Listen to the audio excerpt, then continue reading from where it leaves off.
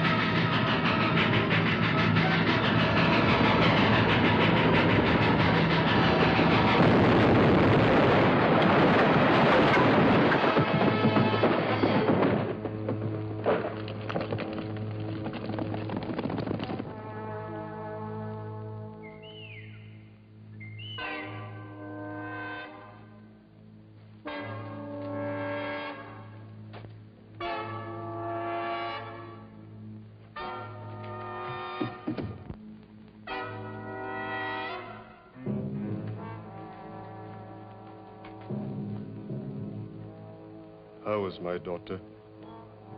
She has the red sickness that kills. White man's sickness.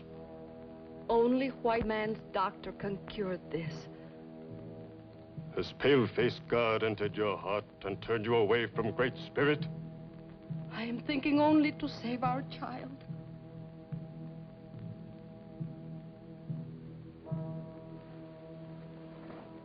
That is medicine man work. I will tell. Now. No, Tasunke. The trip is too much. If you move her, she will die.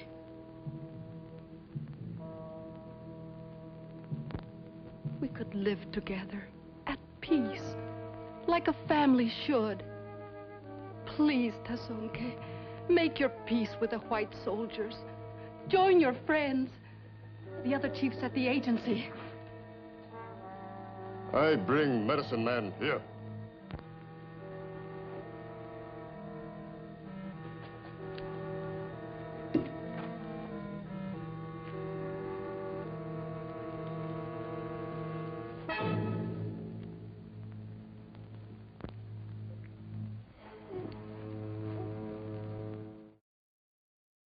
That day in March 1877, I was reporting to the quarters of the Sioux Nation with my friend Joe Weaver, the Indian agent. I'm Matt Clark, railroad detective. Everybody connected with the Army or the law was out trying to locate Chief Crazy Horse. Didn't have a lead until we learned that Crazy Horse's wife had brought their sick child into the agency. It was my idea to have Frankie Adams, another railroad operative, assigned to the case as one of the nurses. Joe, where would they have Crazy Horse's wife and sick baby? That building next door is the infirmary. They'd likely be there. Yeah? Tell the Major I'll see him in a few minutes.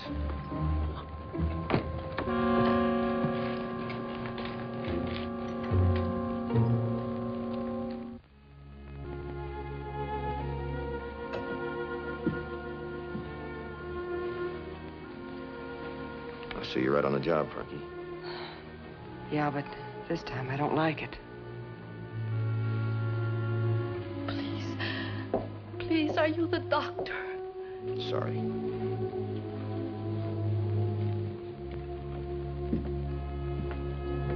Looks bad. If she'd only brought her a couple of days earlier. Where's the doctor? We sent for him. He should arrive tonight. Well, you got yourself pretty involved, didn't you, Frankie? How can you help it? Cute little black-eyed baby like that. What about the mother? Doesn't she think Crazy Horse should be here? She doesn't know where he is. You mean she isn't telling? I mean, I honestly think she doesn't know. Better keep your heart out of your work, Frankie. It'll be much easier for you. In case you want me, I'll be close to the Major.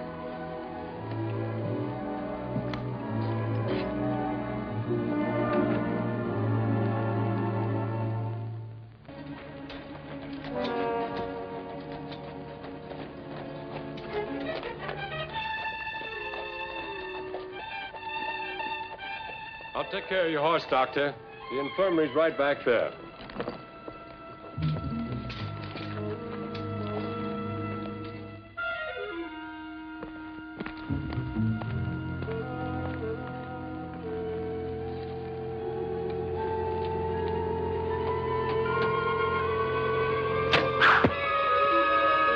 Well, I got the doctor here safe and sound. He's on his way over to the infirmary now. Good, I just left there. The kid's pretty sick. You know, I got a feeling that Crazy Horse is not so far away. He's very fond of that little girl. Come now, are you trying to tell me that savage has a sentimental attachment to his family? Trouble with you Army men, you think no one has any more feelings than yourself. Indians hate us, Major, not their own people. Next, you'll be telling me he attends church on Sundays. As a matter of fact, he is religious. In his Indian way, of course. He's a mystic. He has visions like a regular old-time saint. Claims he dreamed that no white man's bullet could ever kill him. A fatalist, huh? And this is what the general expects me to deliver alive. Matt. I just found the doctor on the steps with an arrow in his back. Lady, Yes? my baby is dead.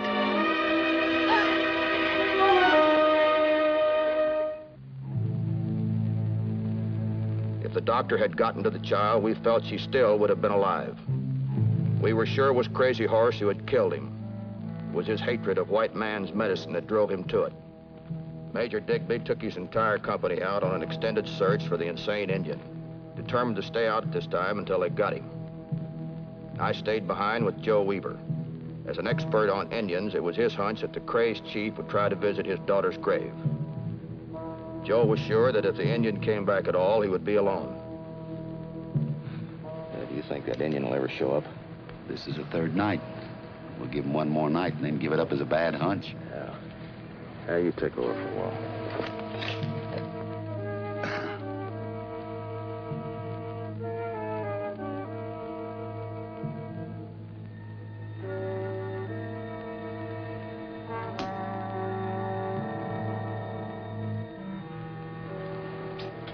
That's him.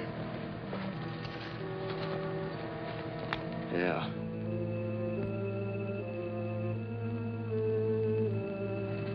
You give me time to get around back of him. You take care of him on this side.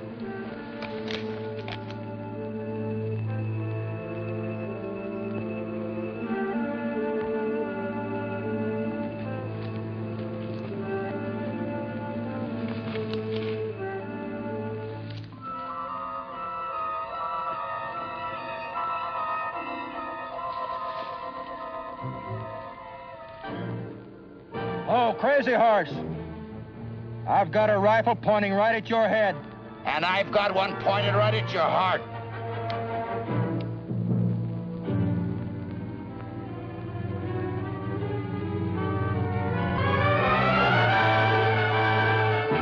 This was Chief Crazy Horse. This was the man who had wiped out a third of Crook's army on the Rosebud.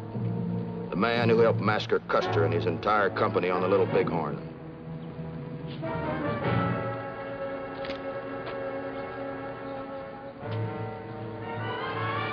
Brave men.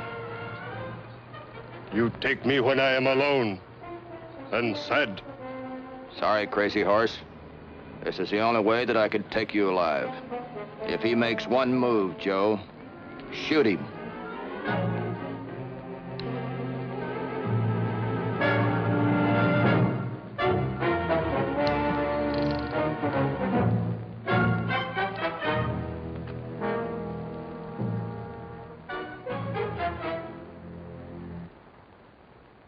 I don't go in soldier's guardhouse. Most likely not. But General Crook wants to talk with you. I have no words for Gray Fox. He no friend. You're wrong, Chief. He wants to be your friend, just like he is to all the other chiefs. They are cowards. They are afraid to die quick, like men. They want to die slow, like old women. They're thinking of their old women, their young women, and their children.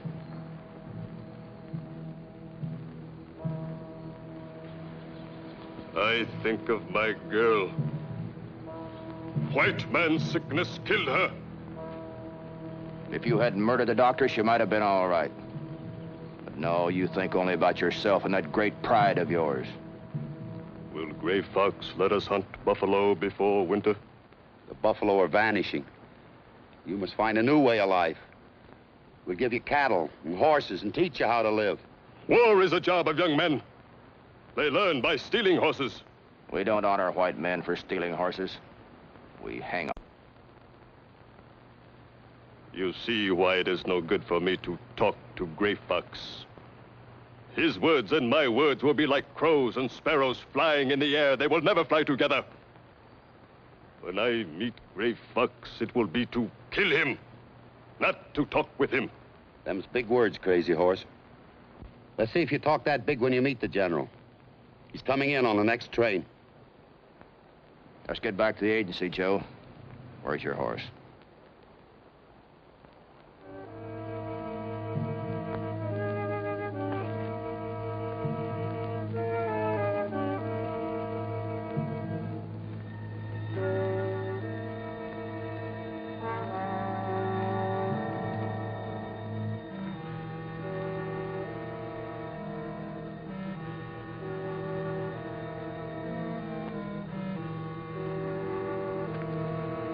Stalking him had taken the better part of the night. It was dawn when we left the burial ground. We came down the canyon toward the agency with our valuable prize.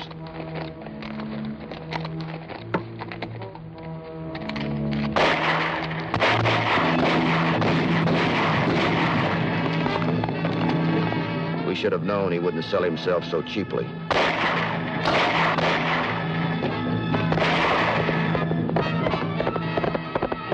I had him in my sights, and I couldn't have missed.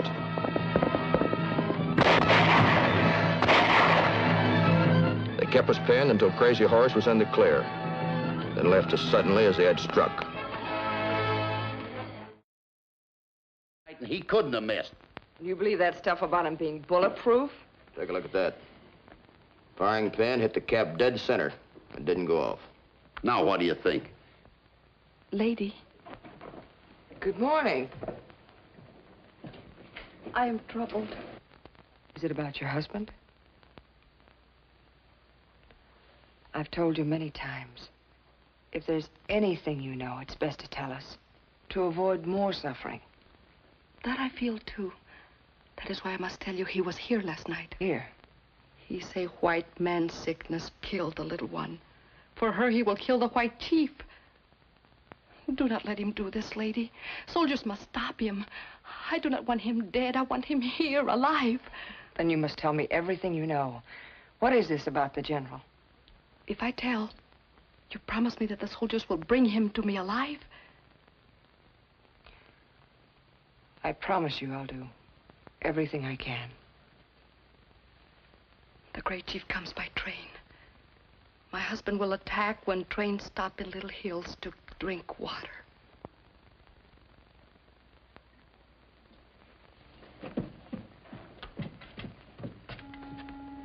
Matt, there are innocent people on that train, women and children. With the army better than 50 miles away, we've got to do something. First off, Joe, do you believe this story? If it was any other Indian, I'd have my doubts. But you heard him the other night. He swore he'd get the general, and you ought to know by now he's no bluff. She say anything else, Frankie? No, but the train will be here in a few hours. All right then, Joe. How well do you know your peaceful Indians? Chiefs like Touch the Clouds, Little Big Man, Hawkeye, and Spotted Tail. I trust them. They're men of their word. But to send them on the warpath against their own brothers... Well, if they don't know it by now, somebody ought to tell them.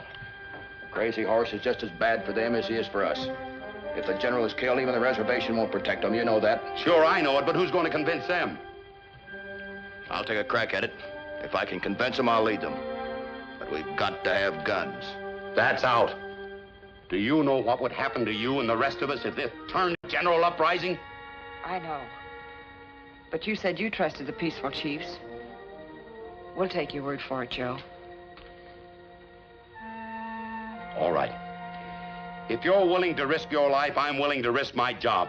I'll call a powwow. Frankie, you ride out and meet the major and hurry him along. Tell him we're sitting on a powder keg here and the Indians are holding all the matches. Matt, I promised Crazy Horse's wife you'd bring him in alive. Still got your heart in your work, haven't you? Beat it. I talked for what seemed like hours, giving him every possible argument. And you knew that you would be wiped out just like you wiped out Custer. And you knew that it was time to quit and make an honest peace. And so far, you've had peace. But I'm telling you now that if you let Crazy Horse attack this train, every white man in this country will cry for your blood. So think hard before you cast your vote. Think about the future of your sons and your daughters.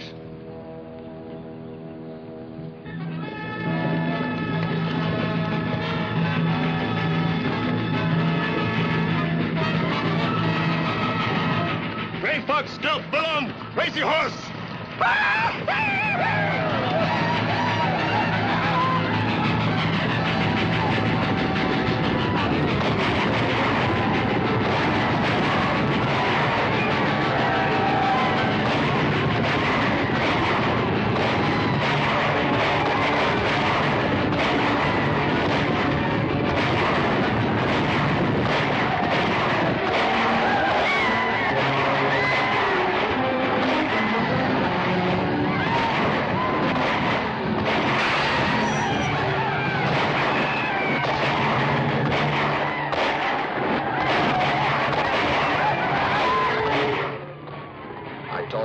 I talked hard, and I won my point.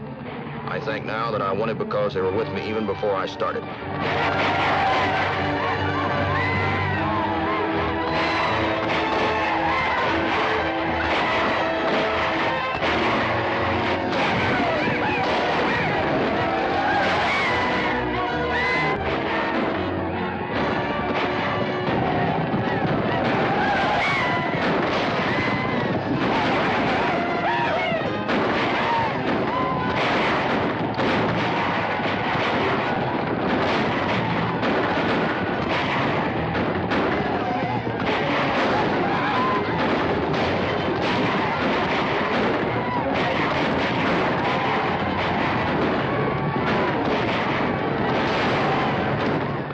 Looking for one Indian. If I could get him, the fight would be over.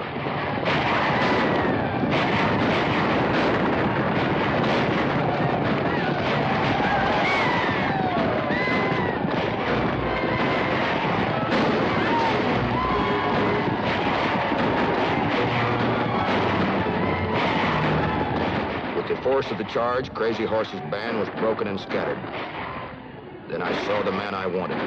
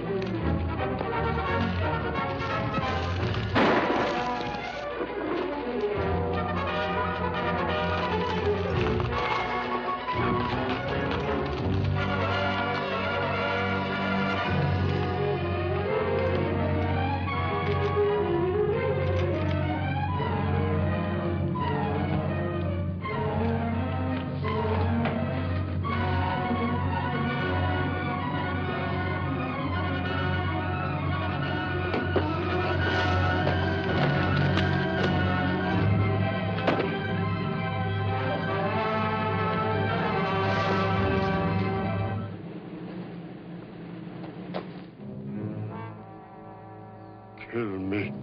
Not yet. I'm saving you for the general. What will Gray Fox do to me? After what you tried to do to him, what do you expect? Guardhouse? That's up to the Army now. They're in charge. Then I die. Now. Wait! You're a great and powerful war chief, Crazy Horse. You'll be treated just like any other surrendering officer. You come with me willingly and cause me no more trouble, and I'll give you my word that you won't be locked up. You've been a brave warrior. Only a coward would ever think of taking his own life.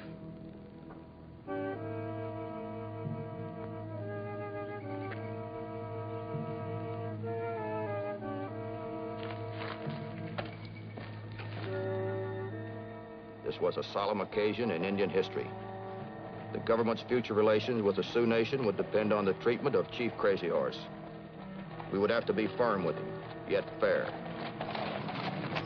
Thunder and lightning, alive and not even tied. Major showed up yet, Joe? Inside. With the general? The troops went out to escort him in. They haven't got back yet. Oh. I'll go tell the major.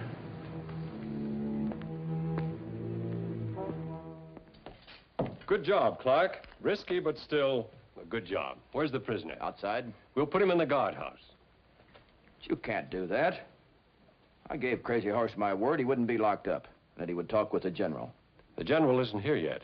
Besides, you didn't have the authority to make such a promise. With my impressions, those were standing orders. I've had countermanding orders direct from department. And even if these orders are unfair or downright stupid, I'm here to carry them out. But I gave my word to Crazy Horse. Well, as long as you're so squeamish about the feeling of your Indian friends, I'll put him in the guardhouse myself.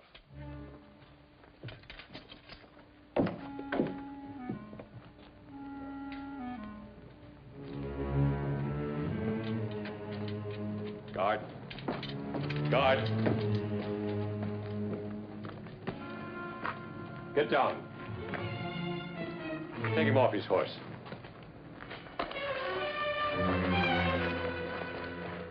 It's all right, men. We're going to put him in the guardhouse to keep him safe. Come on.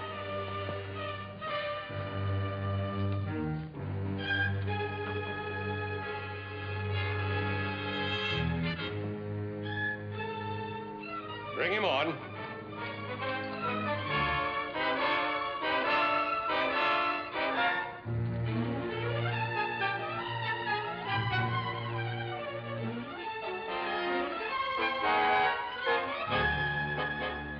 Guard, open the door.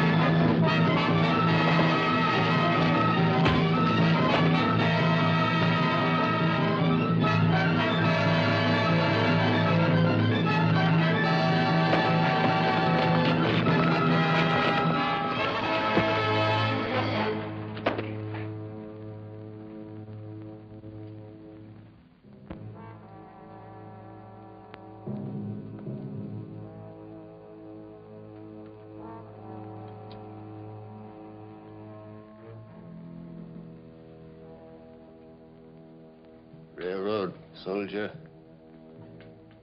I have come in. There will be no more war. Sorry it had to be like this, Chief. It is good this way. It is what I wanted. I am going to my people. I will truly be at peace.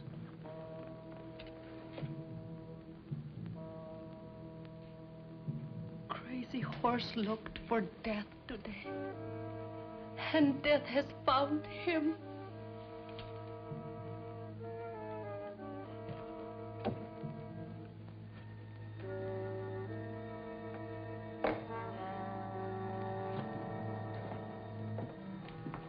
That was at 11 o'clock on the 5th of September, 1877, the old Sioux Agency in Nebraska Territory.